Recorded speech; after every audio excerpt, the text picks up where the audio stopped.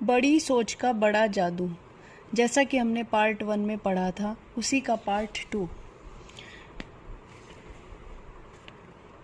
आस्था या विश्वास की शक्ति के बारे में कुछ भी जादुई या रहस्यमय नहीं है। विश्वास इस तरह काम करता है, मुझे विश्वास है कि मैं यह कर सकता हूँ वाला रवैया हमें वह शक्ति, योग्यता और ऊर्जा देता है जिसके सहारे हम वह काम कर पाते हैं।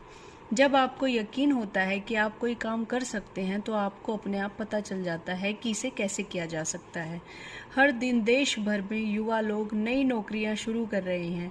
ये सब युवक युवतियां चाहते हैं कि किसी दिन वे सफलता की चोटी पर पहुंचे और सफल बने, परंतु इनमें से ज़्यादातर लोगों को यह विश्वास ही नहीं है कि वे कभी चोटी पर पहुंच पाएंगे और इसी कारण वे चोटी पर नहीं पहुंच पाते।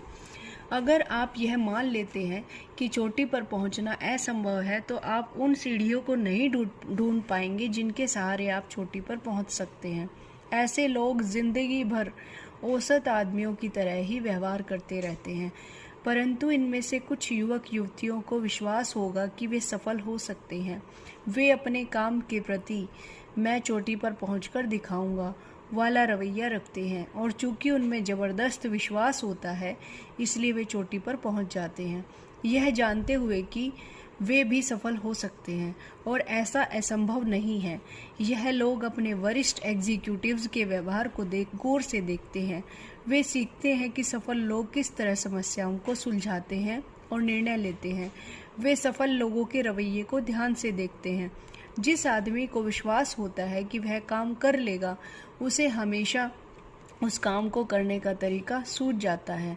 मेरा एक परिचित महिला ने 2 साल पहले यह फैसला किया कि वह मोबाइल होम बेचने की सेल्स एजेंसी बनाएगी। उसे कई लोगों ने सलाह दी कि उसे ऐसा नहीं करना चाहिए क्योंकि वह ऐसा नहीं कर पाएगी।